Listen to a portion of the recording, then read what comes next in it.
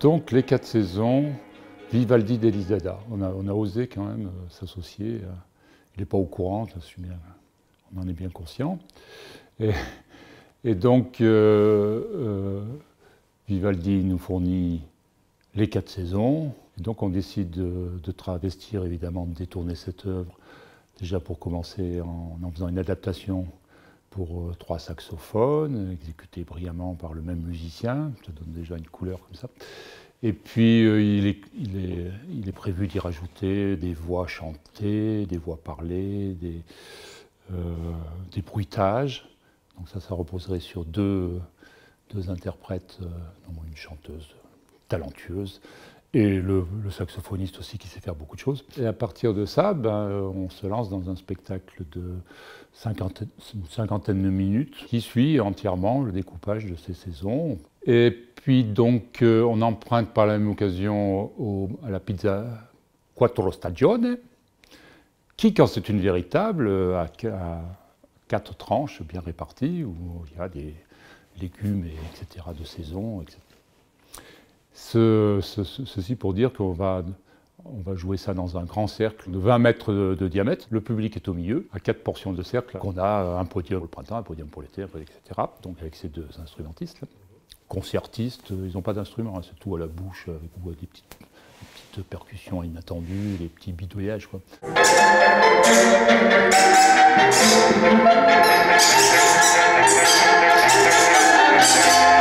C'est un spectacle qui est prévu pour être vraiment non textuel, ce qui veut dire que les 6 autres interprètes sont cachés derrière des fonds de scène qu'il y a sur chacun de ces petites, c'est praticable 1 mètre sur 2, minuscule. Et ils vont sortir et faire circuler, bouger, mourir, bramer des séries de figurines qui sont donc des découpes en contreplaqué, des fois un peu articulées. Donc ça, on commence à obtenir des résultats, on est un peu rassuré parce que pendant un certain temps, vraiment, c'était le cauchemar. On disait bon, d'accord, est-ce que c'est une bonne idée, mais qu'est-ce qu'on va faire avec ça?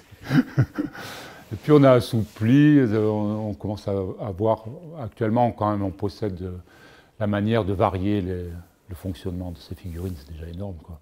Il faut savoir que c'est l'ultime spectacle de Elisada. On a toujours réfléchi, à peine on a fini un spectacle, qu'est-ce qu'on peut faire maintenant de différent? Ça, c'est quand même un des principes chez Elisada. Par rapport à Chris, là, qui est mon partenaire depuis le début d'Elisada et même avant, quoi, dire, tiens, donnons l'occasion à Chris d'avoir un spectacle musical, de voir qu'est-ce qu'il va en faire. Donc, détournement d'une œuvre, bon, ça c'est de la liste de base. Il y a Duchamp qui rajoute des moustaches à la Joconde.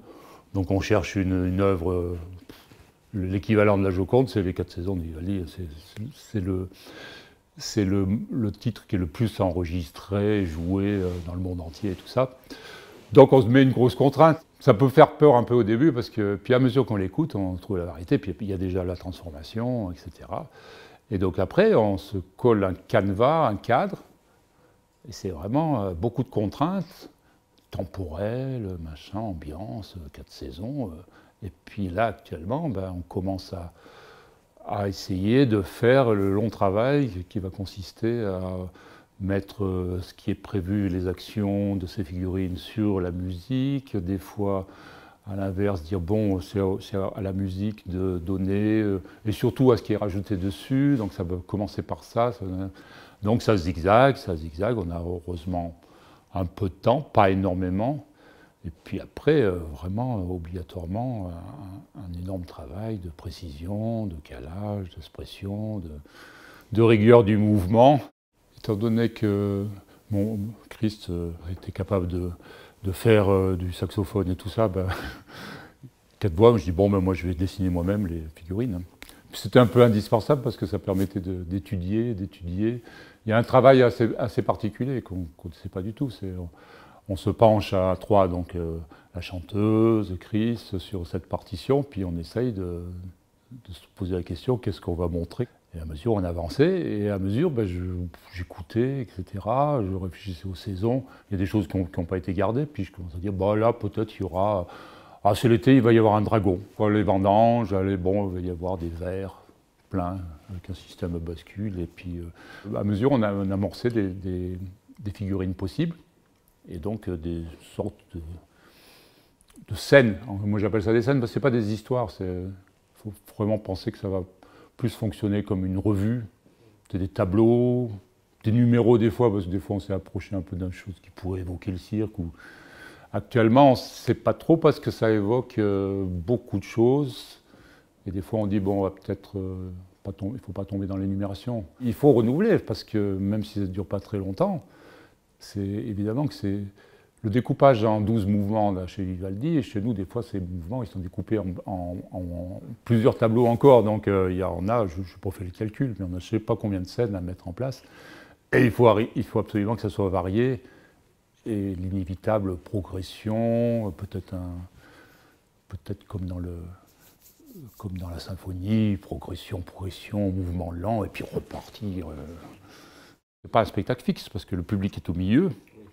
Et puis, à chaque saison, évidemment, il va être obligé d'accomplir un petit quart de tour. Et puis, donc là, printemps, voilà, on passe à l'été, etc. Et normalement, mais on est loin de travailler là-dessus, le mouvement s'accentue. C'est pas tellement qu'ils vont beaucoup plus tourner, sauf si on s'amuse à les faire tourner un quart de trop, puis revenir en arrière pour qu'ils bougent, quoi. Mais qu'à mesure, on sente ça parce qu'on voudrait finir vraiment ce spectacle, ce mouvement de la ronde des saisons. Après, on va aller chercher les gens au cercle intérieur et puis les amener sur l'espèce de grand cercle. On va faire une petite ronde courte, qui est la suite aussi logique de la musique, quoi. Les deux, que j'appelle concertistes, moi, entre chanteurs, bruiteurs, etc. Jusqu'à maintenant, ils ont le professionnalisme de laisser venir sans être donc tâter le terrain, travailler, préméditer des choses. Mais on a commencé déjà à dire caler, essayer l'ensemble. Et là, bon, évidemment que ça pose des problèmes, la mise en place de ça. On se retrouve comme les musiciens. Il y a la minute 1,46. Hein. Ça, c'est à 1,46. Ah bon, d'accord. L'idée, c'était de ne pas leur donner un cours quoi, de théâtre de rue ou de théâtre de je sais pas quoi, ou un cours de Delis Dada, c'est encore plus n'importe quoi. Donc, il y a les musiciens qui ont dit bon, oui, d'accord, moi je suis preneur. Bon, apparemment, la chanteuse, elle a l'habitude. Et donc, après, j'ai demandé aux autres gens qui répondent à des questions, qu'on se promène là avec les figurines, qui regardent, qu'on fasse des petites démonstrations. Faire une répétition, c'est. Au stade où on en est, c'est très compliqué. Il n'y a pas les costumes, il y a des. Puis ou alors on répète pour de vrai, c'est-à-dire qu'on n'arrête pas de recommencer. Donc au bout d'un moment, à part leur montrer que le théâtre c'est compliqué et les décourager à jamais d'en faire, tu vois. Donc c'est pas une bonne optique. Donc on va les mettre à l'aise surtout et puis discuter, voir répondre aux questions et puis montrer le projet parce que c'est mieux dans la salle de montrer comment ça va être disposé, la scénographie, tout ça. Leur expliquer, ça c'est sûr.